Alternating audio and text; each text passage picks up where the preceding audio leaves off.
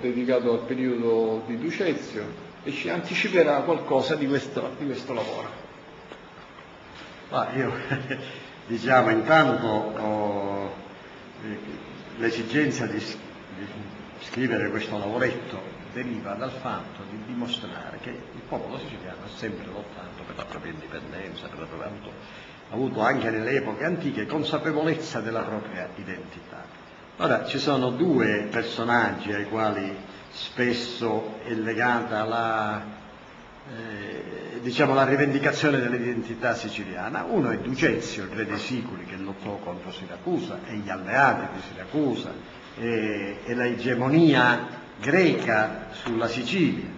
L'altro è Ermocrate, che già rappresenta i tempi nuovi. Ermocrate che cos'è? È un siciliosa che nel congresso di Gela, nel congresso delle città siciliote, a Gela dice: oramai noi non siamo né Dori, né Achei, né questo né quello, noi siamo sicilioti, cioè c'è questa consapevolezza della nostra identità. Allora che cosa vuol dire un dilettante appassionato però di storia siciliana?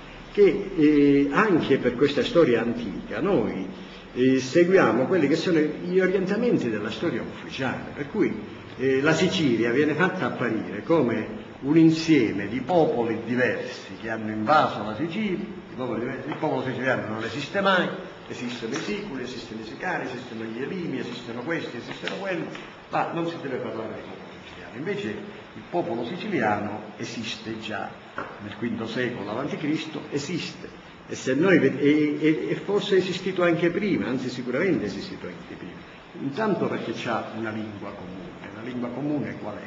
È la lingua che in quel momento era la più diffusa nel Mediterraneo, che era la lingua ellenica.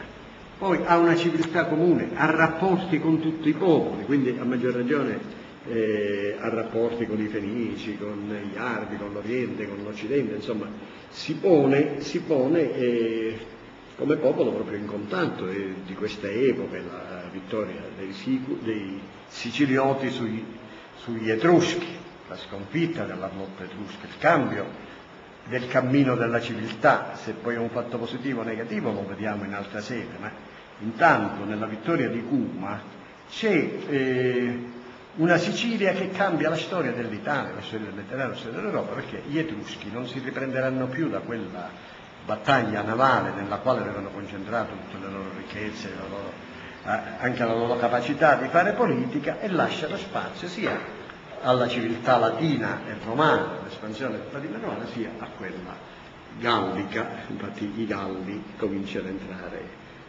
nell'Italia del Nord, eccetera. Ma cosa voglio dire ora io in pratica?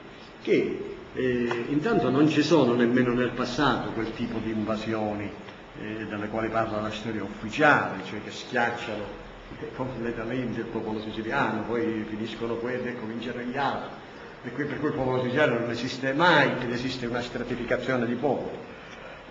Invece no, quando per esempio i primi greci vengono in Sicilia, non c'è un'invasione della Sicilia da parte dei greci. I greci vengono spesso chiedendo il permesso, si collocano in località non abitate, vicine a quelle abitate dai Siculi, o dai Sicani se vanno da un'altra parte, o dagli Elimi se vanno da un'altra parte. E a poco tra di loro.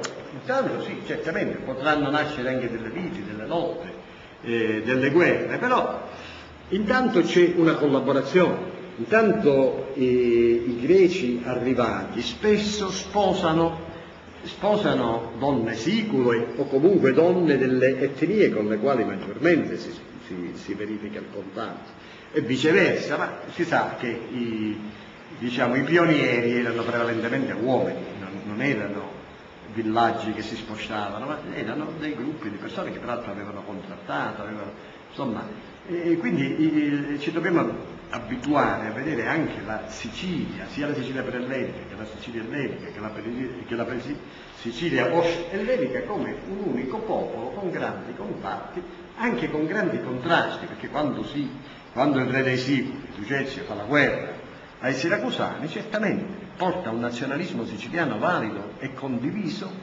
e Però ecco, Ducezio stesso e il suo popolo non avevano una propria lingua, perché la propria lingua, evolvendosi in un clima amichevole, si perde e si confonde con quella dei nuovi arrivati. Ducezio è il metodo La di coscienza- unificare il concetto di nazione. Certo, Ducezio ha questa grande visione, cioè anche perché percepisce il problema. Però Ducezio stesso si avvale, ecco, di questa nuova realtà dei sicilioti. Infatti perché Ducezio rimane vivo? Ducezio viene ospitato in un tempio all'interno di Siracusa attraverso passaggi Nonostante segreti. la sconfitta. Ecco, proprio il fatto che Ducezio chieda ospitalità al Senato siracusano quando non è un atto di debolezza, è un atto di forza, perché se avessero negato questa ospitalità la popolazione, diciamo la plebe per intenderci, ma non è la plebe, questa grande questa grande etnia sicula si sarebbe ribellata e avrebbe distrutto Siracusa. Quindi è un avvicendarsi di fatti, di situazioni, eccetera, che ci fanno capire che lo stesso Ermocrate nella sua orazione di Gela cosa dice? Noi non siamo né sicilioti né dori né questo né quello, noi oramai siamo sicilioti. Ecco, questa consapevolezza che ben pochi popoli hanno a quell'epoca, non dobbiamo dire, perché facevano al massimo lotte dinastiche, lotte tribali, ma non c'era il concetto di nazionalità chiaro, qualcosa c'era in Grecia, ma non unificava un'area così vasta come quella siciliana. Ecco, tutte queste cose che poi sono confermate da Adolfo Olm, perché Adolfo Olm cosa dice? Io scrivo facilmente della storia della Sicilia antica perché è la storia di un unico popolo. Sì, ha le sue gradazioni, le sue differenze, certamente. Nel trapanese, tanto per dire, prevale la civiltà dei punici, ma il punico di Trapani, diciamo dell'odierna Trapani, di Erice o di Palermo, è un punico che si sente anche siciliota, diverso da quello di Cartagine, eccetera. Quindi dico, c'è questo. Ora, io ho parlato così in termini semplici, anche il libro è semplice e mi permetto di dire scorrevole, però ecco, offre degli spunti di riflessione su questo senso dell'identità siciliana che è forte e che sposa, si caratterizza volontariamente, per questo è importante, non glielo impone nessuno, sposa, diciamo, la cultura ellenistica e la migliora e la porta avanti proprio perché è la cultura che va più di moda in quell'epoca.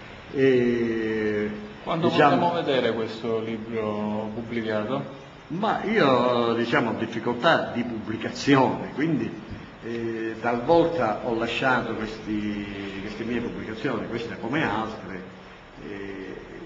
diciamo, come si suol dire volgarmente, il grosso è fatto, poi magari il finale uno si riserva di perfezionarlo, di fare una sintesi, di fare anche un'apologia del libro stesso, perché rende un po' più comprensibile.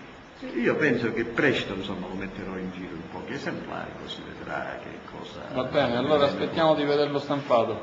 La ringraziamo. Grazie a voi sempre dell'ospitalità e della